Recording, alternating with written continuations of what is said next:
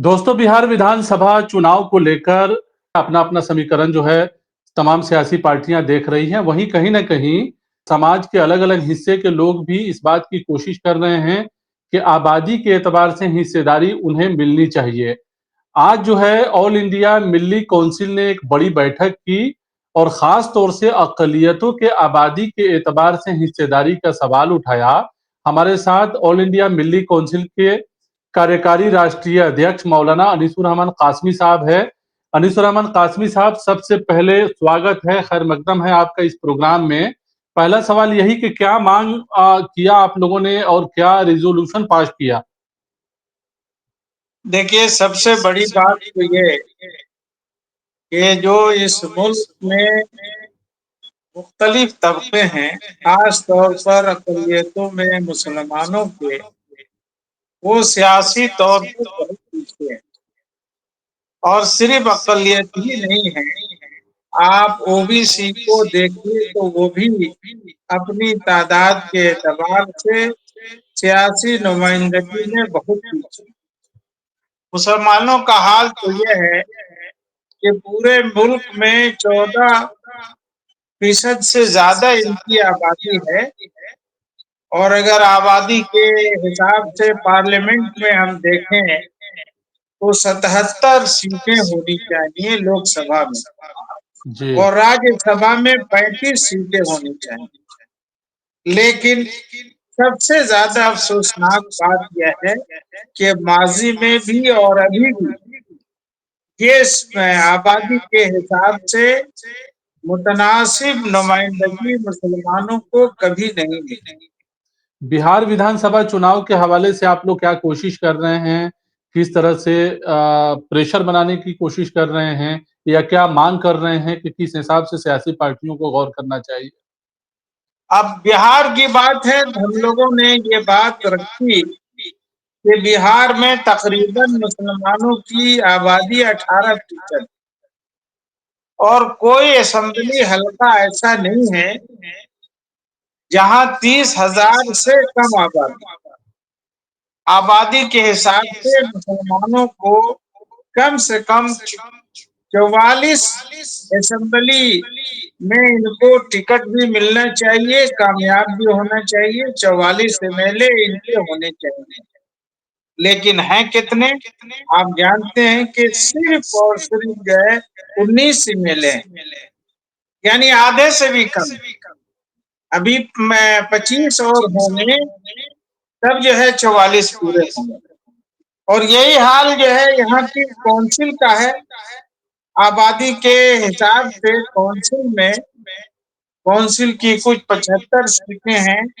आबादी के तनासुब से मुसलमान 13 होने चाहिए, लेकिन सिर्फ और सिर्फ 8 मुस्लिम एमएलए।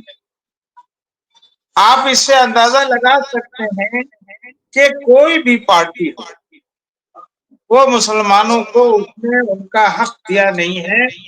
और आप बिहार में पिछले 35 सालों का अगर जायजा लें, चाहे जो लोग पहले हुकूमत में रहे, अब हुकूमत में हैं, या जो लोग पहले हुकूमत में नहीं थे और अब जो है वो लोग हैं, या जो लोग अभी अपोजिशन में हैं, वो ये सीटें देना नहीं चाहते। तो हमारा आप उनसे मुतालबा है जी। कि वो पूरे के पूरे सीटें दें, इसलिए कि मुसलमान जब तक सियासी तौर पर मजबूत नहीं होंगे, माशी तौर पर, तालीमी तौर पर भी उनका तनासुब जो है कमजोर ही रहेगा। ये तजवीज पास की कि तमाम बिहार की जो भी सियासी पार्टियां हैं, उनके साथ जो है मिल के बात की जाए और उनसे मुतालबा किया जाए। तो किस तरह की कोशिश जो है आप लोग करेंगे आने वाले वक़्त में? किस तरह से अप्रोच करेंगे पॉलिटिकल पार्टियों से? क्योंकि अब तक जो रहा है, जो ट्रेडिशन रहा है कि हर चुनाव में लोग डिमांड करते हैं, लेकिन सीट जो है आबादी के एतबार से पॉलिटिकल पार्टियों की तरफ से मिल नहीं पाती है। इसका ज़िक्र आपने भी देखिए, किया है। यही हम लोग कोशिश कर रहे हैं कि मुसलमानों में अपने हक के लिए सियासी शऊर बेदार हो। जी जब तक सियासी शऊर बेदार नहीं होगा, उनको ये मालूम होना चाहिए कि हमारा ये हक है, और कम से कम इतना उनको हिस्सा मिलना चाहिए। जी जब हर जैसा जगह के हम्म जो जैसा आप बता नौजवान रहे हैं हैं, मुस्लिम, जी जैसा आप बता रहे हैं कि आबादी के एतबार से कम मुस्लिम समाज को 44 सीटें मिलनी चाहिए। अगर कोई पार्टी मुस्लिम की बात करती है या जो जैसे एमवाई की बात की जाती है, या जेडीयू है वो भी जो है मुस्लिम समाज की बात करती है, या मजमूई तौर पर जो पार्टियां अकलियतों का वोट लेना चाहती है उसे कम से कम आबादी के एतबार से टिकट देना चाहिए, आप ये कह रहे हैं। देखिए हम तो ये भी कह रहे हैं कि ये पार्टियां जब समाजवाद का जो है स्लोगन लेके आगे बढ़ती हैं, हम इस बात की कोशिश करेंगे कि जो लोग भी समाजवाद का स्लोगन लेके आगे बढ़ रहे हैं, उनके कौल और अमल में एकसानियत होनी चाहिए। यानी उनको जो समाजी अगर इंसाफ जो की जो बात करते हैं, सोशल जस्टिस की बात करते हैं लोग, समाजी इंसाफ की बात करते हैं, तो उस इंसाफ का तकादा है कि पॉलिटिकल हिस्सेदारी भी दी जाए आबादी के एतबार से। बिल्कुल, अब देखिए ना, पार्टियां ऐसी हैं कि जो बिल्कुल किसी मुसलमान को अपने टिकट पे खड़ा नहीं करती हैं इलेक्शन पे, बल्कि न उनको एमएलए में टिकट देती हैं, न एमएलसी के लिए उनको अपनी तरफ से उम्मीदवार बनाती हैं। तो जाहिर है, ऐसी पार्टियों को तो हम कहेंगे कि वो इंसाफ के रास्ते से अलग हैं। वो नहीं चाहती हैं कि समाजी तौर पर मुसलमानों को इंसाफ मिले, बल्कि हम तो ये कहेंगे कि सिर्फ मुसलमान ही के साथ नहीं है, आप ओबीसी की आबादी को ले लीजिए। जो पार्टियां ओबीसी का वोट लेकर अपना एमएलए जीतने की कोशिश करती हैं, असेंबली में पहुंचने की कोशिश करती हैं, हुकूमत बनाने की कोशिश करती हैं, वो पार्टियां भी ओबीसी को बिहार में उनके आबादी के हिसाब से टिकट नहीं देती। आप ओबीसी की आबादी अगर ले लें, चाहे वो मुसलमानों की हो या गैर मुस्लिमों की, तो उनको भी उनकी आबादी के हिसाब से उतने टिकट नहीं मिलते हैं, न हिंदुओं को मिलते हैं न मुसलमानों को मिलते हैं। हम तो तो ये देख रहे हैं कि जो लोग, चाहे वो कोई भी गठबंधन हो, बाद पार्टियां गठबंधन में 15 सीट 20-20 सीट लेती हैं, लेकिन एक भी मुसलमान को वो टिकट देने के लिए तैयार नहीं। तो क्या सिर्फ आप किस मुसलमानों समाजवाद का की बात करते हैं? जी क्या सिर्फ मुसलमानों का वोट चाहिए, सियासी पार्टियों को हिस्सेदारी नहीं देंगे, सिर्फ वोट वोट लेने की कोशिश रहती है, वोट लेने का ही जुगाड़ वो लोग लगाते हैं, रिप्रेजेंटेशन से बचते हैं। देखिए, इससे तो वाज़ेह है ना, मैं तो सिर्फ मुसलमानों ही की बात नहीं करता हूँ, तमाम ओबीसी की भी बात कर रहा हूँ। मुसलमानों को और ओबीसी को इस मामले में एकजुट होने की जरूरत है।